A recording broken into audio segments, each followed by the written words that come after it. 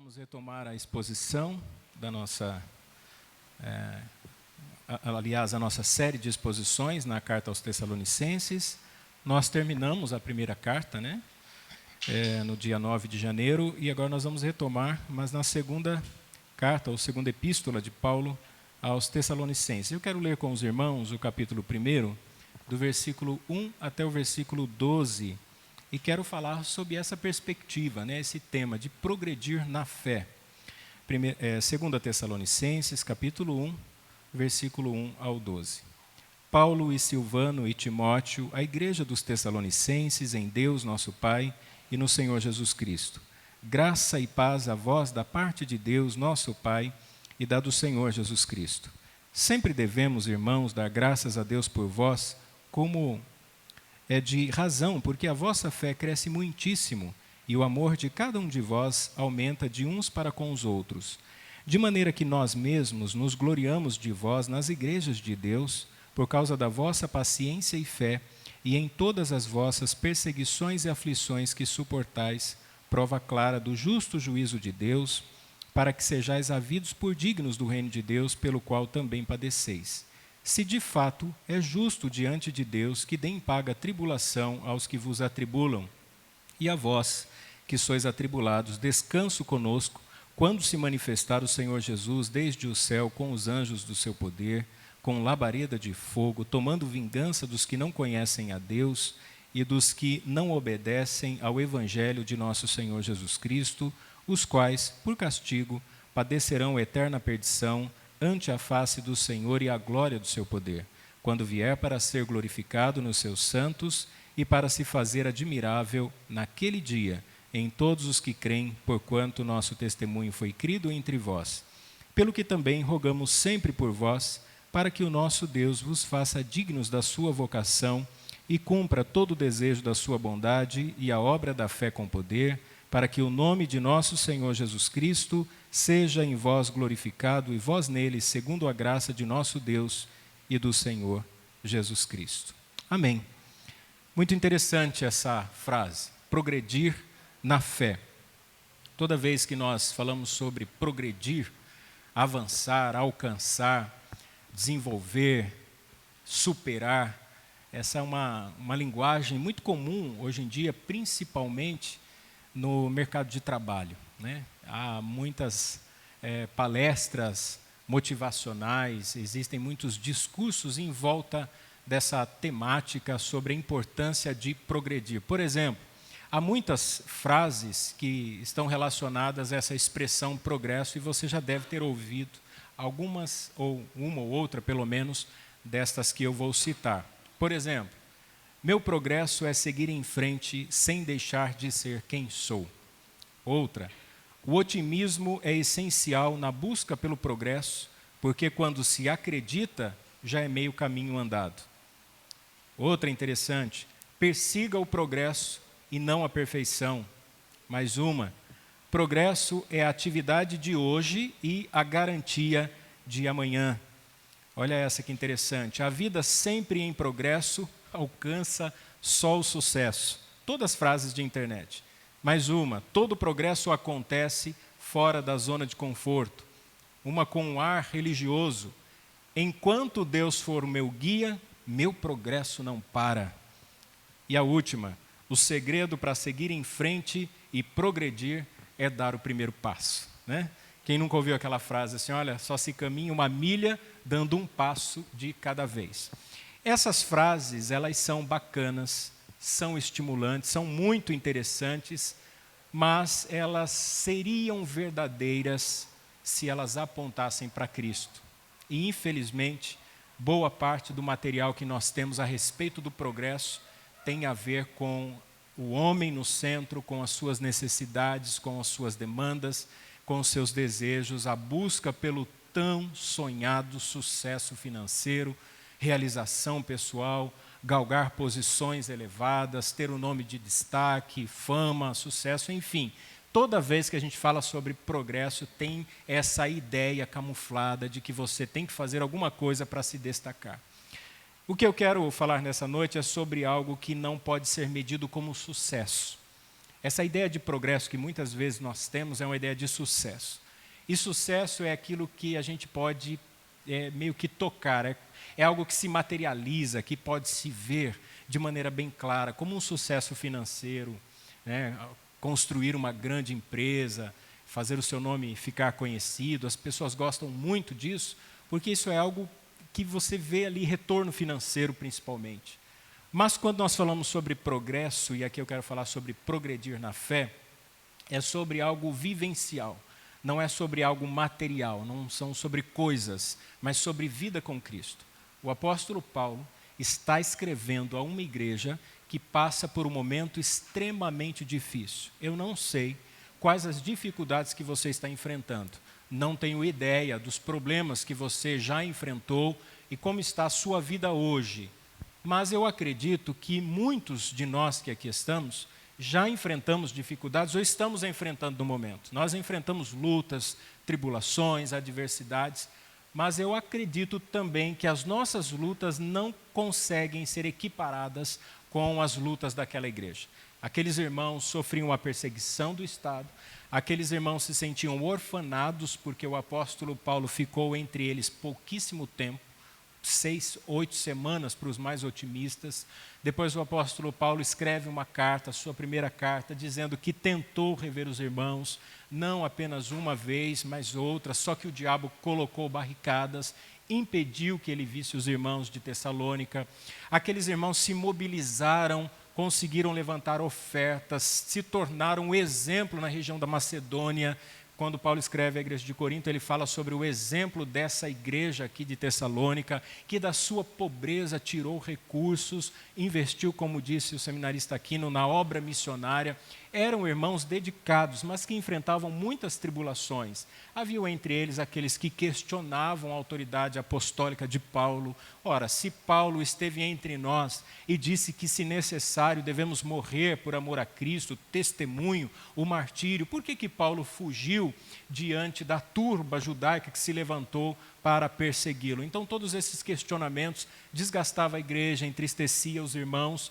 No entanto, o que Paulo ouve a respeito daquela igreja é que os irmãos estão progredindo, que os irmãos estão avançando, que eles estão amando uns aos outros, que eles estão sendo edificados na palavra de Deus, que eles têm esperança na vinda de Cristo. Paulo falou sobre isso, um ou outro estava abatido porque viam seus familiares morrendo. Paulo fala sobre aqueles que dormiram em Cristo, e o exemplo dessa igreja é maravilhoso, e nós vamos aprender nessa noite, com a exposição do primeiro capítulo, de coisas importantes que Paulo compartilha com aquela igreja que são aplicáveis na nossa vida. Vejamos então, meus irmãos, primeiro Paulo fala sobre o progresso dos tessalonicenses na fé e no amor. Eles estavam progredindo na fé e no amor. Isso está do versículo 1 ao versículo 4. E como Paulo faz isso? Ele começa fazendo menção dos irmãos que são seus companheiros de ministério. No versículo 1, ele começa se apresentando, obviamente, ele diz Paulo e Silvano e Timóteo. Veja que ele faz a menção de 3 nomes. Ele não está aqui dizendo que essa carta foi escrita a 6 mãos. Não é isso. O que tem aqui é o apóstolo Paulo, mas ele está se referindo aos seus companheiros de ministério, uma demonstração de gentileza, de reconhecimento daqueles que Deus havia chamado também para labutar com ele. Então Paulo começa a sua carta já demonstrando que ele tem como referência o comportamento daquela igreja, o reconhecimento do amor, o carinho, o companheirismo e a fidelidade dos irmãos. E ele já havia feito isso. Lembra que lá no capítulo 5, versículo 12 ao versículo 13, ele disse assim: e rogamo-vos, irmãos, que reconheçais os que trabalham entre vós e que presidem sobre vós no Senhor e vos admoestam, e que os tenhais em grande estima e amor por causa da sua obra. Então, o que é que Paulo faz? Ele reconhece a companhia dos seus irmãos, daqueles guerreiros que estavam com ele também nessa labuta missionária. Então, Paulo começa escrevendo sua carta, fazendo referência aos irmãos e dá continuidade, escrevendo então à igreja dos Tessalonicenses, em Deus, nosso Pai e no Senhor Jesus Cristo. Quando a gente fala igreja, a gente pensa na denominação. primeira coisa que vem na nossa mente é a placa da igreja, o CNPJ, um lugar visível, um prédio, uma estrutura. Você foi na igreja hoje? Você vai na igreja domingo que vem? Qual a sua igreja, né? Qual igreja você pertence? De qual igreja você mais gosta? Então a gente sempre faz referência às denominações. O apóstolo Paulo, ele nos deixa claro aqui ao dizer a igreja dos Tessalonicenses em Deus, que embora a igreja como uma instituição devidamente organizada tenha um endereço e um CNPJ, ela está radicada em Deus. A igreja está em Deus, o nosso Pai. Nós somos um só povo, e a igreja una, é a igreja universal, a igreja invisível, o corpo de Cristo. Então, meus irmãos, enquanto nós enfrentamos lutas e tribulações, há milhares de outros irmãos espalhados pelo mundo todo que também continuam fiéis e servindo a Deus. O Senhor sempre preservou, assim, ao longo da história, os remanescentes. Existiram momentos em que a história, assim, parecia não ter a igreja atuando. Há uma ilustração que eu acho bastante interessante, é como o fogo de monturo. Você já viu aqueles escombros assim, né, quando tem um incêndio e fica aquele pedaço de madeira, pedra, cimento e terra, e de repente você vê que daquele monte de entulho está subindo fumaça e você deduz, tem fogo embaixo. Quando você olha ao longo da história e você vê tanta perseguição, tanta afronta, desconstrução de valores, como esse período que nós estamos enfrentando, com tanta imoralidade, e você vê toda essa sujeira, e você vê de maneira mais clara a fumacinha saindo, e você percebe que ainda há fogo, os remanescentes, a igreja verdadeira continua se reunindo, continua servindo a Deus, continua adorando ao Senhor. E aí Paulo então diz que Deus é o nosso Pai. Ele traz esse senso de unidade familiar. Meus irmãos, nós temos Deus como nosso Pai. Isso aqui deve derrubar essas indiferenças, a ideia de fazer acepção de pessoas. Às vezes nós corremos o risco de enrijecer o nosso coração, de nos tornarmos moralistas, sabe, de ficar julgando, avaliando as pessoas, e não temos a mesma ousadia e a mesma dureza para avaliar o próprio coração ou a própria vida. E às vezes nós criamos esses hábitos, principalmente agora. Ontem nós estávamos conversando no grupo de comunhão a respeito das redes sociais. As redes sociais, ela tem os seus benefícios, mas tem muitos malefícios, e um deles é a liberdade que as pessoas têm para ficar atacando a integridade dos outros, para ficar falando mal. Não gostou de alguma coisa, tem uma opinião divergente, já coloca lá reclamando e afrontando e criticando, e às vezes as pessoas ficam viciadas nisso. Eu mesmo já bloqueei um monte de amigos de Facebook porque só tem reclamação, só faz constatação negativa, e a vida não é assim. O Evangelho está sendo pregado, a igreja está sendo instruída, há um povo de Deus que está batalhando pela fé bíblica, ou nós não cremos na obra redentora? Então, irmãos, nós estamos vivendo um tempo difícil, e essa palavra do apóstolo Paulo cai como luva para nós. Nós temos que lembrar sempre que Deus é o nosso Pai. Então, como uma grande família, nós podemos ter as nossas diferenças. Às vezes você pode não gostar do que o irmão falou, do que ele fez, do jeito do irmão. Você pode talvez nem concordar com algumas opiniões periféricas que não são centrais ao Evangelho, mas isso não pode separar você. Isso não pode fazer com que você não goste do irmão, que você exclua o irmão do seu círculo de relacionamentos, porque nós somos irmãos em Cristo e Deus é o nosso Pai. E ele continua: graça e paz a vós, da parte de Deus nosso Pai e da do Senhor Jesus Cristo. Olha que interessante, o apóstolo Paulo, ele então traz uma espécie de cumprimento aqui aos irmãos, dizendo que o que sustenta a igreja é a graça de Deus. Então ele cumprimenta a igreja já invocando a graça de Deus sobre a vida dos irmãos, e que vai resultar na paz de Deus. Então, toda vez que a gente fala graça e paz, nós estamos lembrando que fomos salvos pela graça de Deus, e que por conta dessa salvação pela graça, o resultado é que hoje nós temos paz com Ele. Antes nós éramos inimigos de Deus, nós estávamos em oposição a Deus, fazíamos rebelião, mas hoje não. Hoje nós temos paz, Por quê? Porque a graça do Senhor nos alcançou. Então, toda vez que a gente cumprimenta graça e paz, a gente precisa lembrar dessas duas coisas. Fomos salvos pela graça e temos paz com Deus através de Jesus Cristo. Então, não precisa ter vergonha. Se você encontrar o seu irmão no mercado, no banco, na rua, graça e paz, meu irmão. Eu sei que tem aqueles mais formais, né? Bom dia, boa tarde, boa noite. Tem gente que não gosta, mas não há nenhum problema nisso. É um cumprimento bíblico. E eu sei que há aqueles que querem fazer uma defesa teológica. Não, mas nós não somos os cristãos do primeiro século, né? Eu não sou um judeu convertido, não sou um grego que se converteu, para mim não faz. Claro que faz sentido. Faz sentido porque somos salvos pela graça de Deus e porque hoje temos paz com Deus. E agora Paulo, então, elogia aquela igreja. Olha que coisa boa. Saber que o apóstolo Paulo vai elogiar a igreja. Eu ficaria extremamente feliz se o apóstolo Paulo estivesse aqui e pegasse o microfone e nos elogiasse. Irmãos, parabéns pela fidelidade de vocês. Já imaginou isso? Olha, vocês entenderam direitinho o Evangelho de Jesus Cristo, do qual eu sou embaixador, fui feito ministro, pregador da palavra, e eu estou feliz em saber que os irmãos são fiéis. E eu quero elogiar os irmãos pela postura de vocês. É o que ele faz com a igreja. E ele vai fazer assim, olha, verso 3. Sempre devemos, irmãos, dar graças a Deus por vós, olha que coisa boa, como é de razão, porque a vossa fé cresce muitíssimo. Ele elogia de duas maneiras. A primeira é no sentido vertical, com vistas o crescimento da fé verdadeira em Deus. Ele elogia aqueles irmãos, porque mesmo passando por perseguições, eles estavam crescendo na fé. Eles não desanimaram. Se a pandemia fez muita gente desanimar, imagina o que aqueles irmãos passaram. Hoje, atualmente, algumas pessoas deixaram de congregar por conta do vírus, por conta do fechamento das igrejas, se acostumaram, agora só querem um culto online. Eu particularmente acho que não há culto online, culto pressupõe presença física.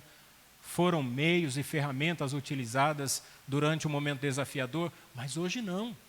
Nós precisamos nos reunir como igreja de Deus, como povo de Deus. E aquela igreja, diante das perseguições, continuavam firmes. Os irmãos estavam crescendo na fé. E Paulo elogia aqueles irmãos. E aí ele diz também, e o amor de cada um de vós aumenta de uns para com os outros. Então, primeiro, elogia vertical. Olha, a fé de vocês cresce muitíssimo. Segundo, é horizontal. Vocês se amam, o amor de vocês está crescendo uns pelos outros. Perceberam? Quanto mais nós conhecemos a Deus, quanto mais conhecemos a sua palavra, quanto mais Cristo se revela a nós, mais nós amamos os nossos irmãos. Essa é a verdadeira religião. O cristianismo bíblico nos leva a amar uns aos outros. Não a viver de maneira isolada, independente, sem prestar contas para ninguém. Aliás, o ato de congregar envolve admoestar uns aos outros. Congregar envolve ser disciplinado pela palavra de Deus, ser advertido, ser corrigido pelas Escrituras. É por isso que nós precisamos uns dos outros. E Paulo, então, continua elogiando aquela igreja, dizendo que a fé deles não é apenas confessional, a fé deles é funcional. Nós temos que ter a confissão, mas nós temos também que viver aquilo que confessamos. Senão, não faz sentido. Eu posso decorar, por exemplo, agora nós estamos estudando o breve catecismo, eu posso decorar o catecismo, mas eu preciso viver o evangelho. Senão, não adianta. Eu posso decorar os 10 mandamentos, mas eu preciso entender o teor jurídico da lei moral de Deus. Como isso me põe em condição terrível diante de um Deus santo. Senão, não faz sentido. Vejam, meus irmãos, agora versículo 4.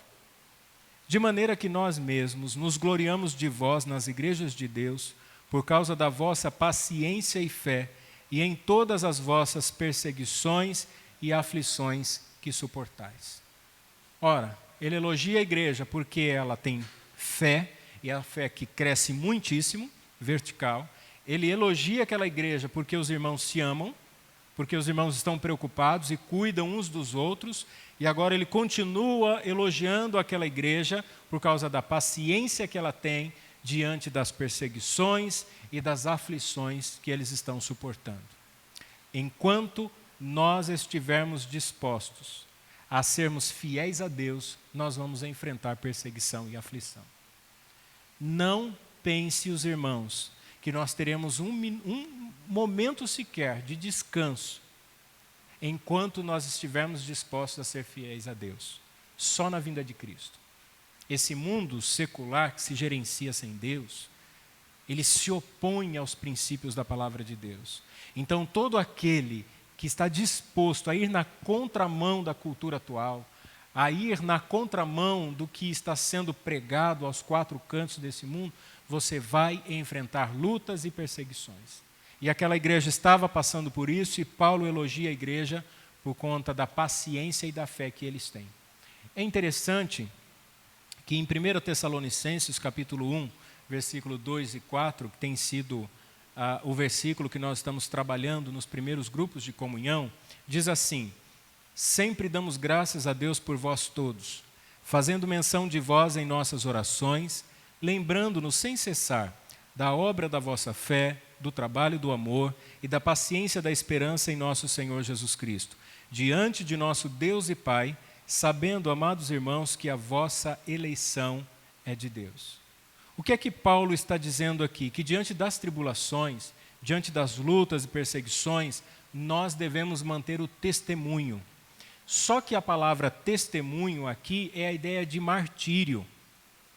Não é simplesmente professar a Cristo, mas é estar disposto a morrer por Cristo. Vejam, Apocalipse capítulo 1, versículo 1 e 2, começa assim: revelação de Jesus Cristo, a qual Deus lhe deu para mostrar aos seus servos as coisas que brevemente devem acontecer, e pelo seu anjo as enviou e as notificou a João, o apóstolo, seu servo, o qual testificou da palavra de Deus e do testemunho de Jesus Cristo e de tudo o que tem feito. Cristo é a testemunha do próprio Deus. Jesus é a testemunha de Jeová. Não são as pessoas. Ele é o mártir. É ele que morre para resgatar o seu povo. Então, o Apocalipse, João começa escrevendo por causa do testemunho de Jesus. Quando nós somos chamados a testemunhar, é para sermos testemunhas de Cristo. Então nós vamos enfrentar lutas e tribulações, tendo como referência Jesus. Cristo Jesus é a nossa referência. Então, se ele passou por lutas e tribulações, nós também enfrentaremos e vamos manter o nosso testemunho diante dele. O Apocalipse 1:5 diz: e da parte de Jesus Cristo, que é a fiel testemunha. E o 1:9: eu, João, que também sou vosso irmão e companheiro na aflição e no reino, e na paciência de Jesus Cristo, estava na ilha chamada Pátimos, por causa da palavra de Deus, e olha que interessante, e pelo testemunho de Jesus Cristo. Então o apóstolo João também enfrentou perseguição, inclusive ele foi exilado na ilha de Pátimos por causa do seu testemunho. Então, enquanto estivermos dispostos a sermos fiéis a Deus, nós vamos enfrentar tribulação. Nós vamos ser perseguidos, mas vamos continuar dando testemunho. A segunda parte está do versículo 5 ao versículo 10, é quando Paulo então fala sobre a promessa de recompensa aos fiéis perseguidos. Se nós, como igreja de Deus, somos perseguidos, passamos por aflições, a recompensa na vinda de nosso Senhor é o que Paulo vai dizer aos irmãos. Veja o verso 5. Prova clara do justo juízo de Deus, para que sejais havidos por dignos do reino de Deus, pelo qual também padeceis. Enquanto estivermos nessa condição aqui, sem estarmos com o corpo glorificado, nós vamos enfrentar lutas e dificuldades. Tanto a perseguição, a aflição, quanto lutas interiores. Nós vamos lutar contra as tentações, contra os desejos do coração, contra as nossas paixões. Nós vamos sentir no físico o envelhecimento, alguns vão adoecer com doenças terríveis, vão sofrer as consequências dessa doença, alguns ficam sequelados. Enfim, nós sofremos aqui nessa existência e nessa condição. O que vai na contramão da mensagem de triunfalismo que tem surgido nesses últimos dias e que eu costumo mencionar nas pregações aos domingos, que não tem nada a ver com as Escrituras. Essa mensagem de que tudo sempre vai dar certo, de que nós vamos vencer toda e qualquer dificuldade para alcançar o que deseja o nosso coração, aquela ideia lá das frases de que progredir é ter sucesso na vida. Esse tipo de ensinamento, irmãos, entrou na igreja, influenciou muita gente e, infelizmente, muitos irmãos acabam confundindo o evangelho com esse tipo de mensagem. E o que nós temos na palavra de Deus é uma promessa no advento, na vinda do Senhor. Quando Jesus voltar para buscar a sua igreja, para buscar o seu povo, Ele há de nos recompensar. Mas não é essa ideia de que você vai conseguir tudo que você quer nessa vida, que você tem que determinar, que você tem que materializar as coisas pela confissão positiva. Não caia nesse engodo. O que é que nós somos chamados a fazer? Nós somos chamados para viver uma vida fiel a Deus, uma vida santa, procurar manter as coisas da melhor maneira possível, nos relacionarmos, buscar a comunhão com a igreja, crescer espiritualmente, participar dos sacramentos, viver as disciplinas espirituais, prestar contas da nossa vida. Nós somos, às vezes, muito fechados em nós mesmos, achamos que a gente pode resolver tudo sozinho. Nós precisamos dos irmãos, nós precisamos uns dos outros, e igreja é isso. E Paulo está elogiando aquela igreja, dizendo que isso é uma prova clara do justo juízo de Deus. É claro, meus irmãos, que todos nós temos que buscar uma vida próspera, uma vida tranquila, todos nós temos que procurar ter uma vida pacífica, sem confusão, sem ficar se intrometendo na vida de ninguém, mas nós vamos sofrer. Por quê? Porque valores, crença, família, propriedade, o comportamento conservador tem sido cada vez mais atacado na sociedade em que nós vivemos. Versículo 6, por gentileza, me acompanhe. Ele diz assim: se de fato é justo diante de Deus que dê em paga tribulação aos que vos atribulam. Vejam, o que Paulo está dizendo é que não cabe a nós julgarmos ou nos vingarmos daqueles que nos afrontam. Muitas vezes nós queremos levar também o troco, aos nossos algozes, aqueles que nos acusam, aqueles que se levantam contra nós. Às vezes a gente fica muito bravo, fica chateado, mas o apóstolo Paulo está lembrando aqui que cabe a Deus, que Deus é que é justo, e que Ele é quem vai pagar a tribulação aos que vos atribulam, que Deus é quem vai trazer o julgamento justo, correto. E nós temos várias orientações na palavra de Deus. Por exemplo, Tiago 1,20 diz: porque a ira do homem não opera a justiça de Deus. Efésios 4,26, olha o conselho de Paulo: irai-vos e não pequeis, não se ponha o sol sobre a vossa ira.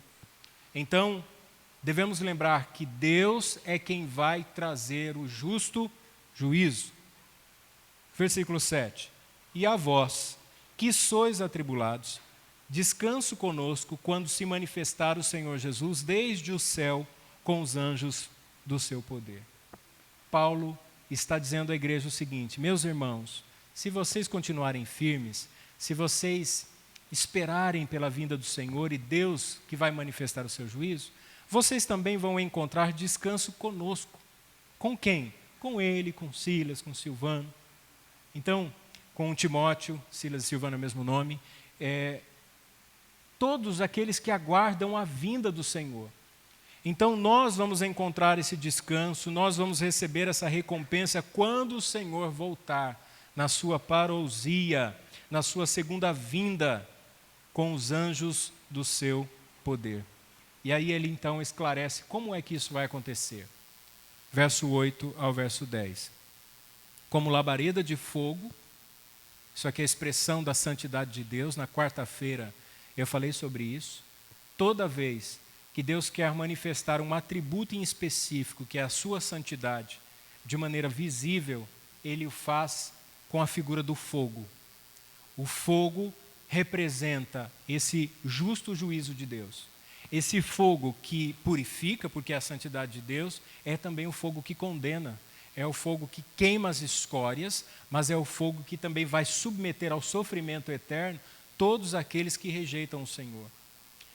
E esse Senhor virá como labareda de fogo, tomando vingança dos que não conhecem a Deus e dos que não obedecem ao Evangelho de nosso Senhor Jesus Cristo, aos quais, por castigo, padecerão eterna perdição, ante a face do Senhor e a glória do seu poder, quando vier para ser glorificado nos seus santos e para se fazer admirável naquele dia, em todos os que creem, porquanto o nosso testemunho foi crido entre vós.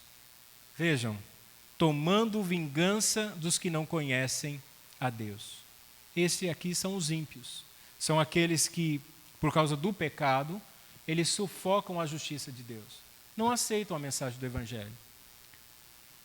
Ouvem a pregação do Evangelho, até entendem sobre o que está sendo dito, mas que por conta da sua injustiça, por conta do seu pecado, então eles sufocam essa verdade de Deus, sufocam o Evangelho para não reconhecerem os seus pecados, para não se arrependerem dos seus pecados, para não confessarem os seus pecados. A todos estes que hoje rejeitam a Deus, o Senhor então tomará como vingança, olha só, dos que não conhecem a Deus. E dos que não obedecem ao Evangelho de nosso Senhor Jesus Cristo, fazendo uma referência aos judeus que estavam perseguindo a igreja. Lembrando que o apóstolo Paulo, ele fugiu da cidade por conta da perseguição de judeus tradicionais que não aceitaram a pregação do Evangelho. E aí Paulo diz assim: estes padecerão eterna perdição. Uma exclusão definitiva da presença de Deus. O momento de nós nos arrependermos é este, é agora. Depois da morte não há mais possibilidade. Só há o juízo de Deus, quando vier para ser glorificado nos seus santos e para se fazer admirável. Nesse dia, somente nesse dia, é que nós vamos alcançar o progresso, então, definitivo. Só nesse dia. Nosso corpo mortal vai ser revestido de imortalidade. O nosso corpo corruptível, esse corpo que envelhece, que se deteriora. Sabe, que você olha no espelho dia após dia e você fica triste porque você está envelhecendo? Esses dias eu recebi uma foto de 2 anos atrás. O irmão Ney que me mandou uma foto, nós estávamos no projeto CAID. Eu olhei para a foto, eu tinha mais cabelo, eu tinha expressão jovial. E eu falei assim, como eu estava bonito nessa foto, Ney. E ele falou assim, é claro, pastor, é impossível alguém estar do meu lado e não ficar bonito. Eu falei, não sei quem é pior, se sou eu ou é você, né? 2 feios se achando, né? Pior que ser feio é achar que é bonito, né? Mas a gente envelhece. E você fica preocupado com isso. Sente dores, toma medicação, não tinha dor na coluna e agora você não consegue. Ontem estávamos no grupo de comunhão e a gente ficou conversando, né, irmão Rafael? E eu vi o irmão Rafael fazendo alongamento e eu falei assim, acho que já deu o horário de ir embora. Porque o irmão Rafael já precisa descansar, né? Já está sentindo a coluna, os nervos, trabalhou o dia todo. E todos nós passamos por isso. Quando é então que nós vamos deixar essas coisas? Quando isso não mais vai existir? Quando é que o progresso será definitivo? Somente na vinda do Senhor. Aí, meus irmãos, nós então vamos alcançar o ideal, que é glorificar a Deus e adorá-lo para sempre. Aí não haverá mais pecado, não haverá mais sofrimento, não haverá mais tribulação, não haverá mais discussão teológica, não haverá dificuldade para tocar um instrumento. Né? Nós vamos progredir definitivamente. Nós vamos avançar nesse sentido. Terceiro e último, o apóstolo Paulo, como sempre faz, é como se fosse uma doxologia e ele termina com uma oração. Ele faz então essa oração pela igreja, mas visando a glória de Deus. E ele vai fazer isso no versículo 11 e no versículo 12. Versículo 11. Pelo que também, rogamos sempre por vós. Ou seja, nós suplicamos, nós oramos sempre por vocês. Nós devemos orar uns pelos outros. Você tem que orar por mim, você é obrigado a orar por mim, eu sou obrigado a orar por você. Eu não posso deixar de orar pelos irmãos. Nós precisamos nos aplicar à vida de oração, para que o nosso Deus vos faça dignos da sua vocação. Irmãos, nós nunca devemos nos esquecer que a nossa maior missão aqui é buscar essa dignidade, é ser digno dessa vocação, não é digno da salvação. A salvação é pela graça de Deus, é da vocação. Se o Senhor te chamou, você não pode ser um crente indolente. Você não pode, domingo após domingo, ouvir a palavra de Deus e ficar assim, eu preciso mudar essa área, eu preciso melhorar isso aqui, e não mudar e não melhorar. Você não pode. Você tem que buscar essa dignidade. Você tem que se esforçar nesse sentido. Você tem que trabalhar nessa direção, se empenhar, se aplicar. A vida cristã é dinâmica nesse sentido. Então nós temos que procurar obedecer a Deus. E Paulo ora para que a igreja continue assim. As nossas obras não nos salvam, não têm poder algum para nos atribuir qualquer salvação, mas elas evidenciam que nós somos salvos. Porque é impossível alguém dizer que é um eleito de Deus, que é um escolhido de Deus, que é salvo pela graça de Deus e que vive de maneira indiferente ao Evangelho.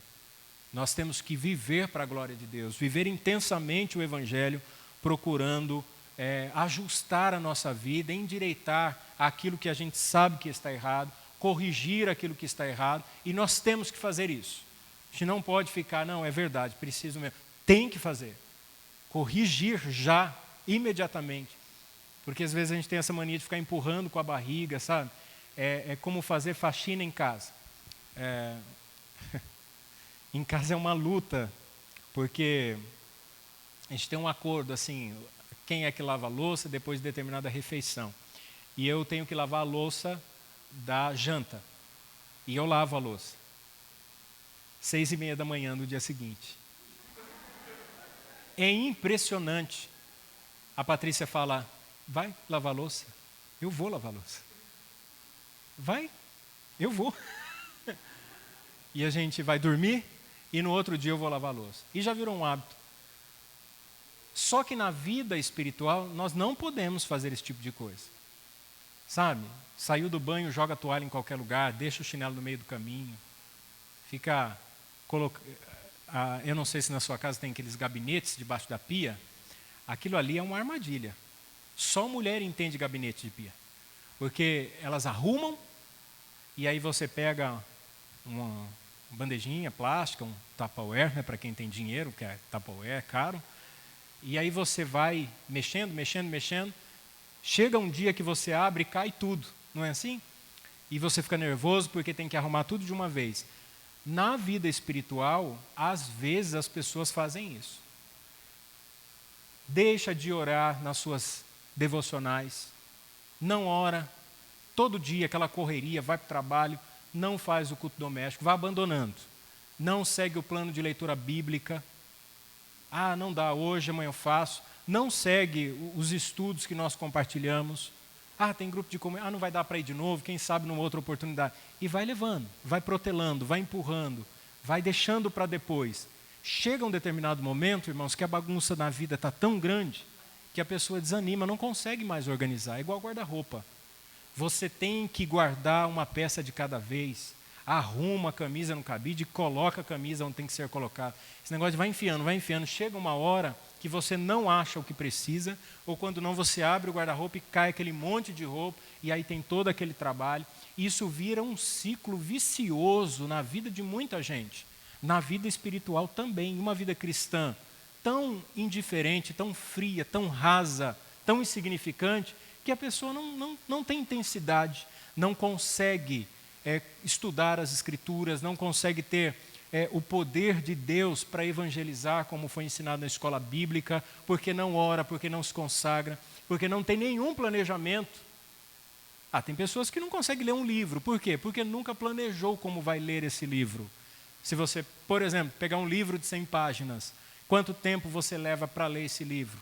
Eu vou ler 5 páginas por dia. Você tem que ler 5 páginas por dia, para que você possa ler o livro em 20 dias. Estou estudando com o irmão Ricardo e ele passa um cronograma. E hoje eu mostrei para a Patrícia o áudio que ele me mandou. E ele mandou um áudio e eu vou falar, porque agora é o momento, né? Então, quando a gente está aprendendo alguma coisa, é bom a gente compartilhar com os irmãos. E ontem nós viemos ensaiar e eu falei assim, irmãos, eu não consigo, eu não estou no nível, não dá para tocar. E eu sabia que o William ia deixar aquela música para fazer. Eu falei para a Patrícia também, eu falei assim, eu tenho certeza que o William leva o violão, mas vai acontecer alguma coisa, né? E ele vai falar para eu fazer. E eu falei para os irmãos, não dá, para mim não dá. E o Ricardo me mandou o áudio e falou, pastor, ninguém é prodígio. Todo mundo tem condições de aprender desde que se tenha disciplina. Você não vai precisar ficar estudando só essa música. Você tem que ter um cronograma de estudo. Existem muitas outras coisas além da música. Existe a teoria, o campo harmônico, os acordes. Você tem que aprender isso. E esse é o desafio, irmãos. Porque aprender uma música para tocar é gostoso. E você pode... A gente às vezes cria até vício. Ontem estava conversando com o Fábio, né? Sobre a dificuldade e o vício de ver a cifra, né? Para tocar lá no irmão Rafael. Sofreu bastante também. Porque a gente cria hábitos errados. Maneiras erradas. E na vida espiritual é a mesma coisa. Então, o que nós temos que fazer? Nós temos que criar disciplinas para a nossa vida pessoal, para a nossa família, para que a gente consiga crescer espiritualmente. Momento de orar é momento de orar.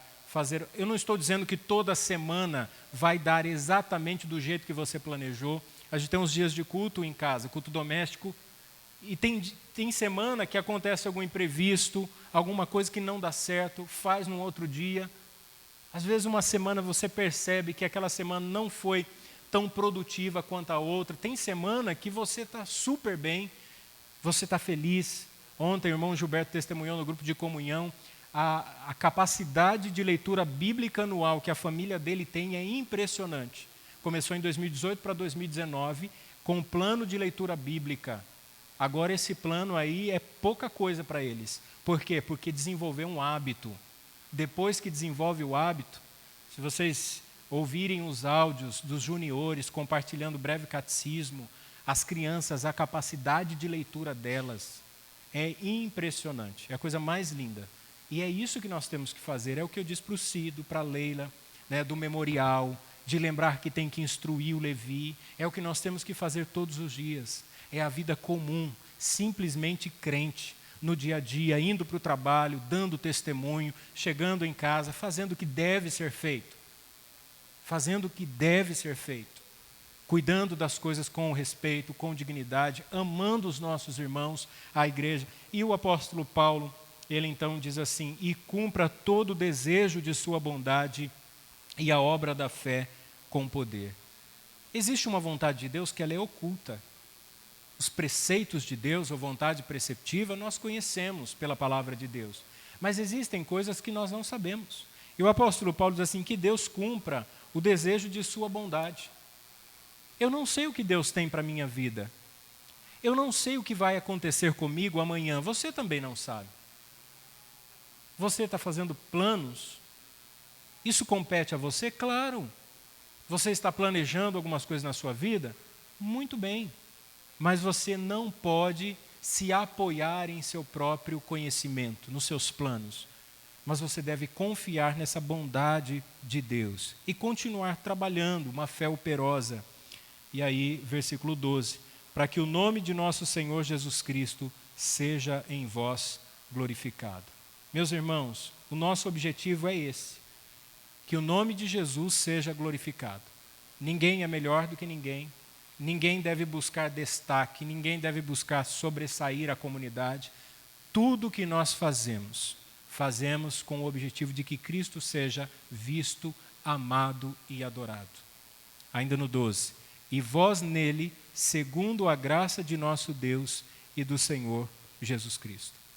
Agora o apóstolo Paulo finalmente nos revela que Deus nos glorificará através de Cristo. E vós nele. É através da sua obra redentora. Cristo será glorificado, não somente entre os santos, mas também neles, nos santos. Porque os cristãos refletem a glória de Deus. E é o que nós estamos aguardando, a vinda do Senhor. E eu concluo, irmãos, fazendo 2 apontamentos. Primeiro, diante das perseguições da igreja de Tessalônica, das perseguições que ela enfrentava, Paulo estimulou aqueles irmãos a progredirem na fé, a continuarem crescendo no conhecimento de Deus, sendo fiéis a Deus. Nós também enfrentamos dificuldades, lutas, provações, diferentes das dificuldades e lutas daquela igreja, mas dentro da nossa realidade, daquilo que nós vivemos, nós também enfrentamos lutas. Qual é o nosso objetivo, então? Progredir na fé.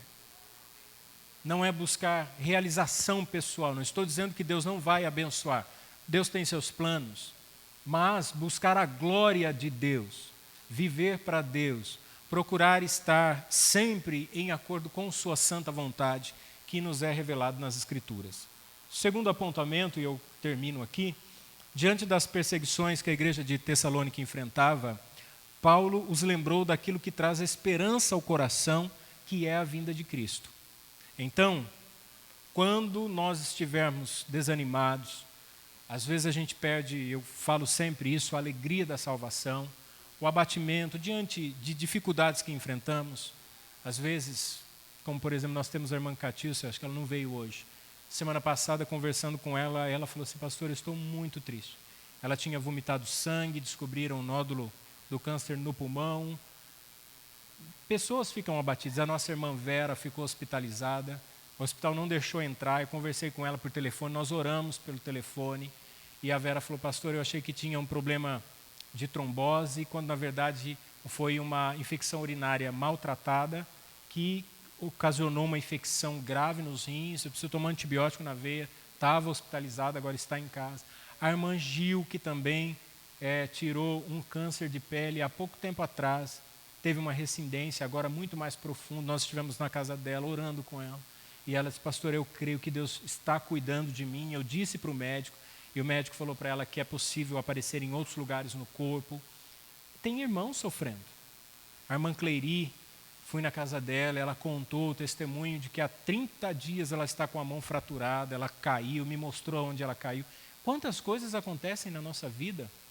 Quantos irmãos estão sofrendo, passando por lutas, dificuldades? A irmã Veri está cuidando da mãe dela, que sofreu um acidente vascular cerebral. E você? Quais as lutas que você tem enfrentado? Talvez seja uma dificuldade financeira. Existem irmãos que estão numa fase boa, conquistando sua casa própria, seu carro, conquistando um bom emprego. Existem aqueles que trabalham, mas o salário não é o suficiente para cobrir as despesas. Existem irmãos que estão trabalhando e o salário está atrasando. Tem gente desempregado. Há diversos tipos de lutas, dificuldades e provações no meio da igreja. Nós não somos exclusivos. Às vezes a gente pensa: não, parece que só eu passo por dificuldade. Só eu que enfrento tribulação. Pare um pouquinho, olhe à sua volta, ore pelos seus irmãos, participe da vida da sua comunidade. Por isso que eu convido e eu vou fazer um apelo. Eu vou usar essa linguagem, eu vou fazer um apelo ao seu coração. Participe do grupo de comunhão. Não precisa ter medo da Covid. Pode usar máscara. Quem tomou vacina, pode ficar tranquilo. Se não é a favor da vacina, não tomou, pode ir também. Mas participe. É importante estar lá, é importante ver os irmãos. Às vezes está em casa, não tem nada para fazer, está na frente da televisão. É lógico que existem irmãos que não dá mesmo para ir. Mas nós temos agora aí 4 grupos ao mesmo tempo. Amanhã, quem não conhece a casa da Luciana e do Josemir tem a oportunidade de ir lá em Hortolândia. Eles amam receber os irmãos. Serão muito bem recebidos, eu tenho certeza disso. É a oportunidade. Amanhã, nós assim, não, hoje eu vou me organizar, porque às 20 horas eu vou estar na casa do irmão Josemir, eu vou participar desse grupo de comunhão. Se não conseguir amanhã, na terça-feira, acho que não é nessa terça, na outra, na casa do Alex. E se consegue ir nos 4, melhor ainda, participa, né? Vai se envolvendo, isso é muito bom para todos nós. E aí, meus irmãos, nosso maior desejo, então, é a vinda de Cristo. E a nossa maior motivação, a glória de Deus. Que seja assim, que Deus continue cuidando de nós. Amém?